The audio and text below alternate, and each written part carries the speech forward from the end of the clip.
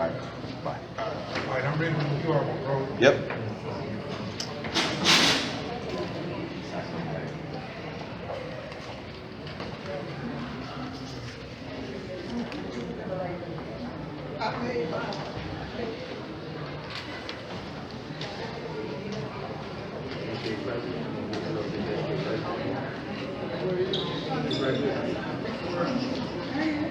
You want? He good. He good. He's good. Let me know when you're ready. Bro. We ready? Okay. Ladies and gentlemen, welcome to this press conference hosted by the National Alumni Association of Prairie A&M University. I am the National President, Mark Falls. Today we gather to issue a call to action to achieve equity and justice for Prairie A&M University. As many of you know, Prairie A&M University is a historic institution founded in 1876 as the Alta Vista Agricultural and Mechanical College for colored youth. Despite being designated an institution of the first class, according to the Texas Constitution, Prairie A&M University continues to face systemic inequities that prevent it from reaching its full potential. The federal government, committed to providing financial support to Prairie A&M University, so long as states match that level of support. Although our 1890 land grant university continues to produce productive people, the state of Texas fails to provide the same level of one-to-one matching dollars as compared to the University of Texas and Texas A&M University. The Texas Constitution specifies that the state's public universities are to be classified into 3 tiers, with the institution of the first class being the most prestigious. A public university that receives this designation is supposed to meet certain criteria related to academic quality, research, and reputation. Although the Texas State Constitution does indeed place Prairie A&M University on par with other Texas institutions of the first class, this has not been the case in practice. I'm sad to say that in 3 short years, Prairie A&M University will be celebrating its 150-year anniversary, but it still lacks the proper funding, it still lacks the resources and representation necessary for building nationally ranked academic programs, securing Carnegie Level 1 research status and funding, and attaining quality facilities, equipment, and faculty. This is due to unequal treatment that Prairie A&M University continues to receive from the state of Texas and the Texas A&M University system. A significant part of the problem is the governance structure under which Prairie A&M University operates. In its 147 years of existence, this university has never had representation on the Texas A&M University System Board of Regents. Furthermore, the city of Prairie has been chronically underdeveloped. If you've ever been to Bryan College Station and you compare Bryan College Station to Prairie, you'll find out that the city of Prairie has been chronically underdeveloped despite the Texas A&M University system owning sizable portion of the surrounding land. This places an undue burden on the quality of life for students, faculty, and staff, and reduces the attractiveness of the campus for potential students and faculty. While some progress has been made, thanks to people like the late state legislator, and friend of Prairie View A&M University, Wilhelmina Delco, there's still much work to be done. This is why the National Alumni Association of Prairie View A&M University is calling for immediate action right now to ensure that our university is treated fairly and is provided with resources it needs to truly become an institution of the first class, just like Texas A&M University and the University of Texas. Towards this goal, the National Alumni Association of Prairie View A&M University will be creating a sesquicentennial commission to study the matter of Prairie View A&M University succeeding, separating from the Texas A&M University system as a potential step in the right direction. Right. The National Alumni Association also called for the following actions, but not limited to. Number one, increasing funding for Prairie View A&M University that matches that of other Texas institutions of the first class. Number two, amending the state law to allow Prairie View A&M University to access 1/3 share of the available university funds interest from the permanent university fund. Most of you don't know, if you read the Texas State Constitution, there are only 3 first institutions. There are only 3 tiers. Texas, University of Texas, Texas A&M University, and Prairie View A&M University. For as the PUF fund, the interest on the PUF fund from the availability university funds, University of Texas get 2/3. Texas A&M get 1/3. We are a first class institution in the state of Constitution, just like Texas, just like A&M. Number 3, ensuring permanent representation for Prairie View A&M University on the Texas A&M System Board of Regents and all relevant Texas A&M University system committees. Number 4, developing the surrounding city of Prairie View to create a vibrant and thriving community for students, faculty, and residents, so that students don't have to travel down the road to Sci-Fi. If you ever been to Bryan College Station, it looks like a miniature Houston, Texas, and it's the same land grant.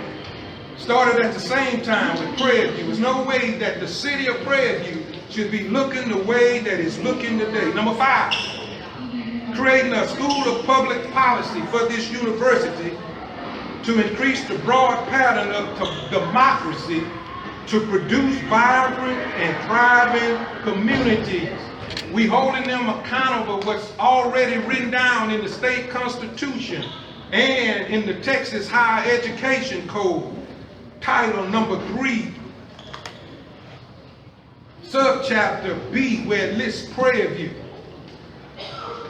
Number 6, investing in research and faculty development programs at Prairie View A&M University to promote innovation and technological advancement.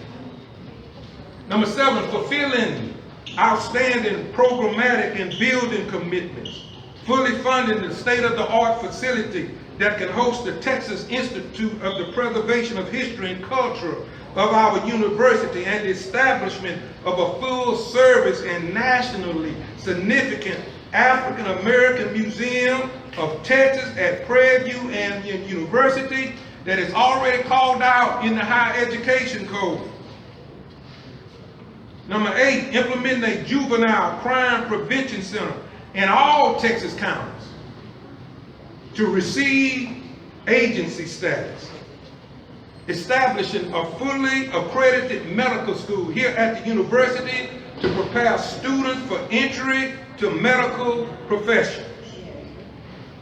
Number 10, carrying out the university's mission to support the black communities in the rural and urban areas. That's what Prairie View was created to do. Number 11, executing the university's original mission by making the extension program an agency and not a program. We have the agricultural extension program here. It should be an agency. If you're an agency, you can receive money through the government, allowing us to be in every county in the state. Number 12, and they're not limited to these actionable items. Making Prairie View A&M University a Sea Grant, a Space Grant, and a technology institution of the first class. It amazed me, Texas A&M started at a land grant, but now they're a Sea Grant. They're a Space Grant. Well, Prairie View is a first class institution also. We are a flagship institution just like them. And so, as I come to a close, I want to thank alums who traveled far and near. I want to thank you students for sharing in this here National Alumni Association press conference. The National Alumni Association urges the Texas A&M University System Chancellor, whom I've already had, and the Texas governor to make immediate action to rectify the historical and ongoing oppression of Prairie View A&M University, which was established as a branch of the Agriculture Experiment Station, the Hatch Act of 1887. Most of y'all don't know Prairie View was an experiment, and as a land grant college of the Mara Act in 1890, thus beginning the tradition of agriculture, research, and community service in the city of Prairie View, which of Prairie View A&M University.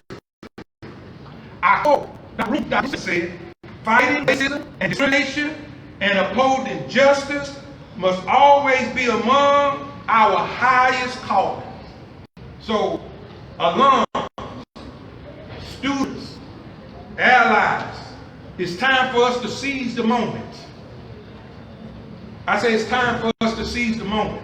Yeah. I say it's time for us to seize the moment. Yeah. I say it's time for us to seize the moment. And there's power. Listen to me. There's power in unity. Together we stand, but divided we fall. And so I want to keep this collective voice going. They know that we're on the way. I've already met with Chancellor Shaw. The first meeting was very productive. Dr. Ruth is going to be able to sign the diplomas. Yeah. Dr. Ruth is going to be here on commencement day.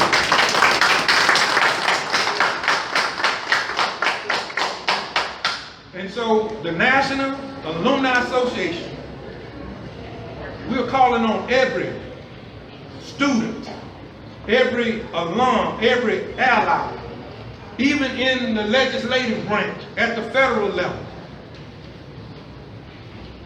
And let me share this with you before I entertain any questions. Somebody brought to my attention when the Constitution was written, let's say the land grant in 1890. It was written in 1890. Do you think it benefited them or it benefited us? Yeah. And so we up against a system, you all. It's not against an individual, it's not against one person. We up against a system that's been going on from generation to generation to generation. And if this generation does not seize the moment, they're going to continue to do what we have allowed them to do. I am of the opinion a person can only do to you what you allow them to do. And it's a time. I say it's time, y'all. It's time. It's time. To let them know that Prairie View is a flagship organization. That's right. It's a first-class institution, just like the University of Texas, Texas A&M University. Are there any questions? You talked about the meetings with Chancellor John Sharp. Did you present any of these items to him, and what was the response? Yes, some of the items that I am introducing today, the African American Museum was intriguing to him. When Dr. Miles Cummings and I met with him in the first meeting, it was very intriguing, meaning that took a lot of the conversation. Most of you don't know it. I think some of our history is located in the architecture building, somewhere on the 3rd floor. But if you read the higher education code, we should already have a museum. And so it intrigued him. So that first meeting, we did not get any commitments. And that's what we need as we move forward, commitments. One thing he wanted me to share with you all, that when he died, he want on his epitaph that I love Prairie View A&M University. Yeah. Show us the money.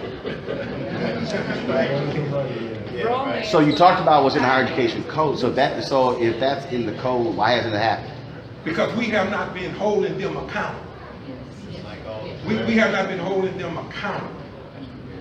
I'm talking about the National Alumni Association. It's our job to hold the university accountable, the A&M system accountable, and the state governor accountable. So we can't blame nobody but ourselves. That's why when I took office, I started the Government Relations Advisory Council so that we can address these issues from a political perspective. We're focusing on fundraising. That's what they want us to do, focus on fundraising. Let's focus on the political side. I looked at some data, I think because PWIs, they got started in 1862, and perhaps Frank will correct me if I get it wrong. But they started in 1862 as a land grant. They're getting their money. They're getting their money. I think that the federal government gave Texas A&M $50 million, where the state of Texas gave them $196 million. And so we as alums, we have to stay focused. I challenge you, go read the Texas State Constitution. Go read Title III of higher education. Everything that we're trying to hold them accountable is already written down. But we have not, I'm talking about the National Alumni Association, been in existence for 121 years. We have not addressed this from a political standpoint. Now is the time. That's a political standpoint. What about a legal standpoint? So Alvin Chambliss used to be at Texas Southern, led the lawsuit against the state of Mississippi, that historic funding. $577 million settlement in Maryland. Tennessee State is fighting for their money. And so are you also demanding a state committee do an audit that has Prairie View been historically underfunded and determine what that number is, and will you consider suing the state of Texas? The answer to that is yes. You want to elaborate on that some more, Frank? Yes, we're going to take the same actions that would.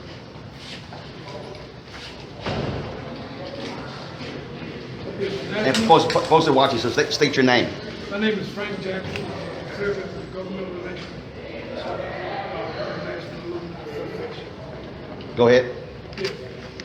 The National Alumni Association is committed to take whatever action is necessary for us to receive our fair funding. That includes legal action, just as we had to do with the OCR settlement agreement.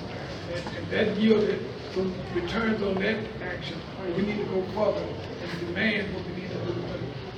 When we take this kind of legal action, we seem to get people's attention, and we start getting what's rightfully due for these students here at this great university. And for the folks who don't know about that OCR settlement, explain that. That's the Office of Civil Rights settlement. It was a settlement that came out of the Ayers case. They said there were vestiges of de jure segregation still evident at both Prairie View and Texas Southern University, and they had to remove that. But they kind of did it in a roundabout way. They created programs, built buildings, and then we had to go and recruit students. We should now be at somewhere around 12,000 students in order to break even with buildings and the programs that were created. And so we're trying to get this thing up front and deal with it before it even gets off the ground by getting the kind of money we need to do what it needs to be done to uplift this great university. And so when you're talking about, again, the level of resources, one of your demands is that potentially breaking apart from the A&M system. So would that mean having your own board of trustees, just like Texas Southern University? Yes, so stay right there, Frank, I think. So, Dr. A.I. Thomas wrote a think tank policy back in the early 2000s. And the goal is that we're going to pull all the brightest minds of Prairie that produces productive people. And we're going to do a think tank, and we're going to look at the advantage and the disadvantage of staying in the A&M system. Okay? Got to look at the advantages and disadvantages of staying in the Texas A&M system. If we find out that the disadvantages outweigh the advantages, that's when legal pursuit will start. And we'll put together a plan on how we're going to separate from the system.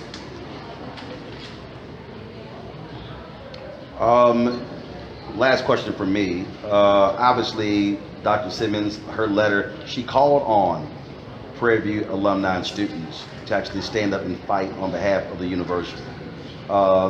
Moving forward, will you stay in contact with her to help shape and form this since she's no longer affiliated with the university?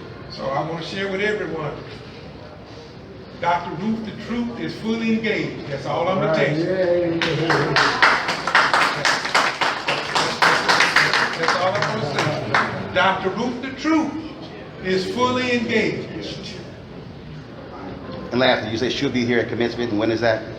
May the 13th. Okay. May the 13th. That's it for me. Anyone have any questions? Yes, ma'am. I wanted to ask, you have 3 of our former city mayors up here, and I think it was your tenant number 4 where you talked about the revitalization of the city.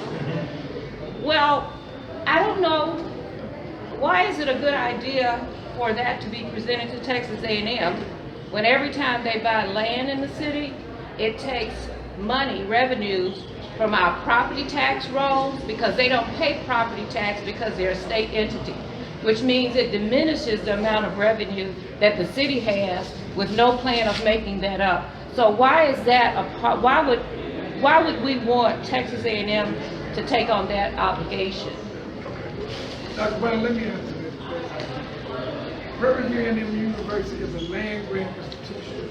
As a land grant, they're supposed to be studying. Why?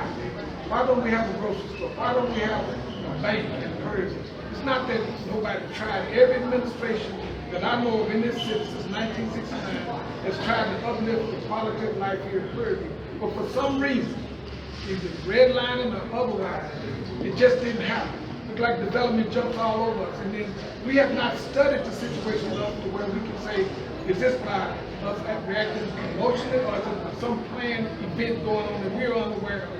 We know that when this university was established, it was deliberately placed out here in the rural area, in a hostile rural area. And it was here on an old plantation. And the people that established Prairie, they were northern businessmen and the southern aristocracy. And they devised a way to use education as a technique for social control. Right. So to what extent is that still going on? We don't know. But it's the mission of the land grant to study this, to help us work through this. If they see something going on in the city, they should work with us. They see a chamber, they see a 4B, they see the city government. They should be out there studying. That's what a land grant is supposed to do. That's what Texas A&M did over in College Station. They worked with the city, gave them the data that they need to make rational decisions. We haven't been getting that. Now, Mayor Jackson, you know, at one time we did have in our city, we had grocery stores, we had gas stations, we had places to eat, restaurants, food places. It was a very flourishing place. When those people died out, their children chose not to come back and run those businesses. So I want to know, what is it? What is different? Giving Texas A&M system the right to have that kind of control over our city, it's taken away power from the city. You're missing the point. You're missing the point. There was before integration and after integration. Before integration, Prairie View University was involved in the black community. We did the interscholastic league. We had all of the schools come in. We had all of the doctors, the lawyers, the educators would come to Prairie View and consult on how to move not only this university, but the people that had come out of bondage forward. When desegregation hit, a whole other game plan came into being. Prairie View had to redefine itself. It can no longer say it's here to help the black people, the black communities. It's got to help the bypass, the underserved. When I arrived here, it was just after desegregation had been established. We still can operate this campus with a dean of men and a dean of women, and very few policemen.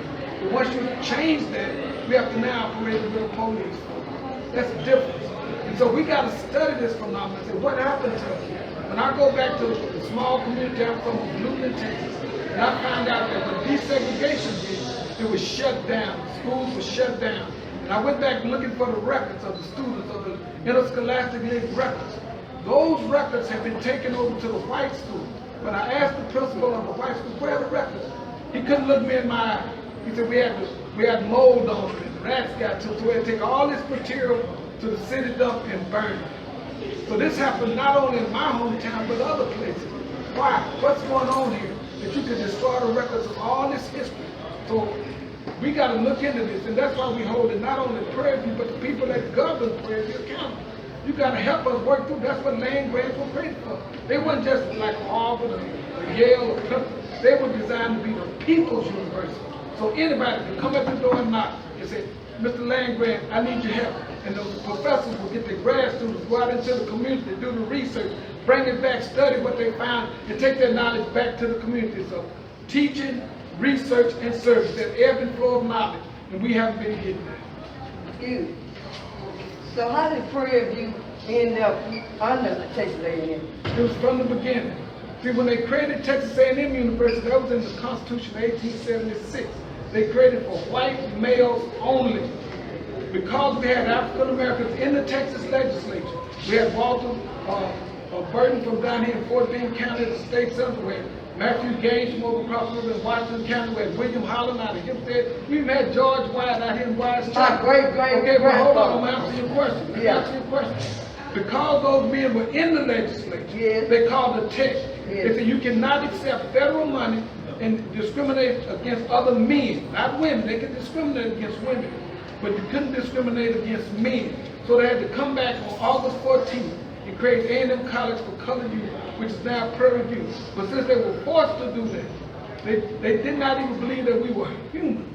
We came out of condition of bondage where they could buy and sell us, buy and sell our children. So now you asking them to treat you fairly and equally? No. The first presidency of both A&M and Prairie View was offered to Jefferson Davis, the former president of the Confederate States of America. But he couldn't come. He said, but I'm going to send you a man out of Mississippi.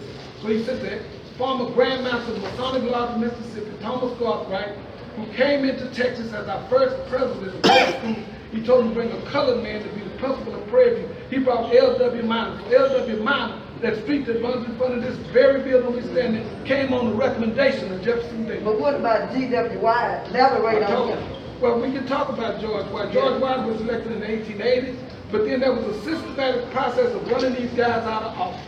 When they shut it down, the last Reconstruction era legislator to serve in the state of Texas was Robert Lloyd Smith. He came to this campus in 1897 as part of a delegation in celebration of the inauguration of Everett Blackshear. When on the stage that they were Saul Ross, Everett Blackshear, Booker T. Washington, and R.L. Smith. When Mr. Smith left the stage that day, he would be the last Reconstruction era legislator to serve in Texas from 1899 to 1966 with the election of Barbara Jordan and Kirk. Okay, what about You've asked enough. So on the point, you asked the question about, you talked about the Board of Regents. Have you communicated, the governor appoints the Board of Regents. Correct. Have y'all communicated to the governor in his office about appointing a Prairie View A&M graduate to the Board of Regents? So we have legislators like Forrest Miles, Ron Reynolds, Jarvis Johnson, Senator Ross West trying to set up a meeting with the governor. This is, if you remember the plans, those of you that attended the town hall meeting, number one was to meet with the chancellor. And that was very important because the students was concerned that Ruth was not going to be at the commencement. So that was a win-win situation. Remember, number two was the state of Texas. That's the governor. And so we're working on it. Number three is the PUF fund, UTIMCO, okay? In which the board of directors are made of the University of Texas and Texas A&M. And last but not least, that think tank to come up with the advantages and disadvantages and find out, does it make sense to stay under the system? That's it for me. All right. I've got one. Thank you. If we could make sure we include politics is fine. First of all, who are you? Oh, my name is There are David people watching the Allen. live stream, so they don't know. Sure. My name is David Allen. I'm the former mayor, number 10 of the city of Prairie, and a proud Prairiean graduate. The political component obviously is important because the governor and other politicians are involved. But as you said, Mr. Martin, when you say legal, you need to say discrimination, because difference in treatment is what we're saying is taking place, and discrimination hits the University of Texas and the Texas A&M system in their wallet, which is what concerns them the most. Just like the Office of Civil Rights, that's difference in treatment. Prairie and TSU are being discriminated against. We need them to either treat us fairly, or because of their discrimination, let us go and give us what we're due from the PUF and the AUF funds. Thank you. All right. Thank you, brother. Y'all give it up for Roland, y'all.